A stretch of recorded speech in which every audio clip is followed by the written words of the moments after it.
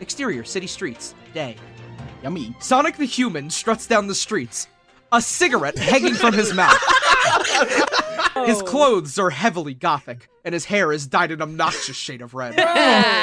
My town. Bad guys better watch out. I'm gonna kick their asses. He laughs at his own terrible joke. So where to? Sonic spies a trio of figures sitting in a park bench. They're heavily damaged, and they seem to be covered in scales. As he gets closer, he realizes they're robots. Hello. Oh, scaly bot. Let's go. What the hell? Sonic looks around. There are dozens of the figures, all similar to the three on the bench. He walks over. Sonic leans forward and squints, trying to read what is left of the plaque at the base of the bench. He manages to make out one word. Friends. The robots are littered throughout the city. All that's left are their exoskeletons, broken beyond repair. As he walks back to the bench, his communicator begins to beep.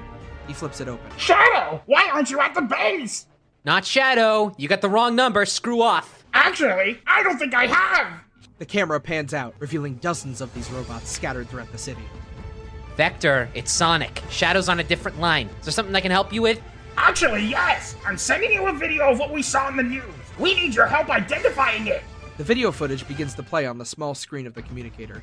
It shows hundreds of these robots, identical to those that litter the streets of this forsaken city. So, what do you think?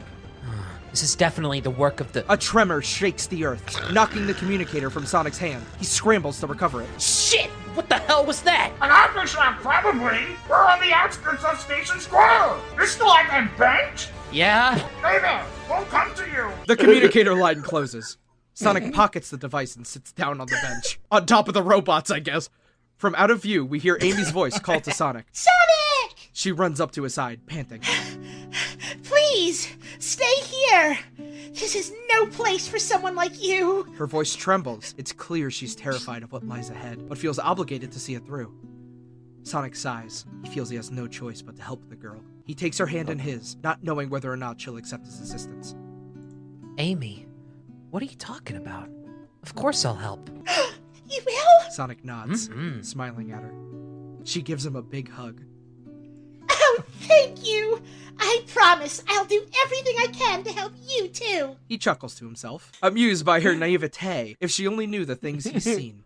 The monsters he's fought. The two walk towards the wreckage of the train station. On the way, they pass another bench with another plaque on it. The plaque reads Daedalus in large, fancy letters. What does that say? Daedalus in large, fancy letters. What does that say? She points to the plaque. Sonic looks at it, squinting in an effort to read it. Daedalus. Strange. That's the same name as I heard during my transformation. What's it mean? He thinks for a moment, then shakes his head. No, I'm sure about this. It was the name of the scientist who did this to me. He takes a few steps, then turns back around. The city's layout is very simple. A road leads into the center where the train station is located. All the other roads branch off from it, creating a perfect grid. Let's start there.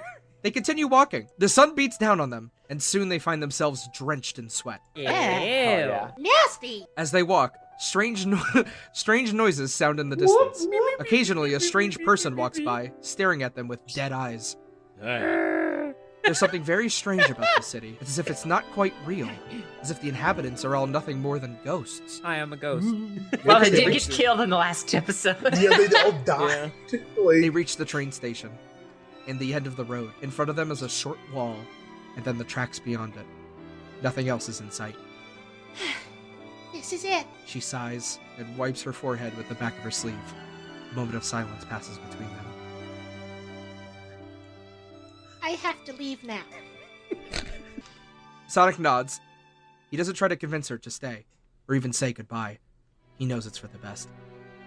I just wanted to thank you for all your help. She wraps her arms around him in a big hug. I'll never forget you. Sonic wraps his arms around her, giving her a reassuring squeeze. He closes his eyes, as if thinking, God, I wish I could come with you. Goodbye. She turns and begins to walk away. He opens his eyes and releases her from his grasp, watching as she disappears into the city streets.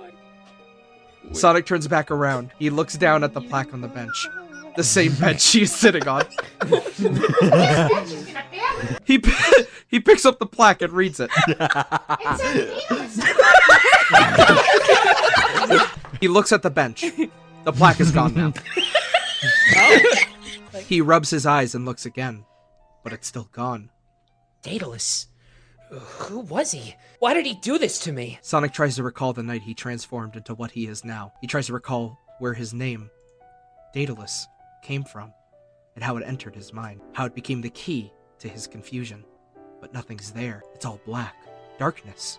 It's maddening trying to remember. Shadow. How did he remember all those years ago? He was once lost, too. He must have some secret to remembering. Sonic had to get in contact with Shadow, fast. He would know what to do. He always did. Perhaps with his help, this mystery could be solved. Sonic takes off down the road, following it through the city streets. Hey, really annoying not being able to remember Sucks! anything. Huh? Done it!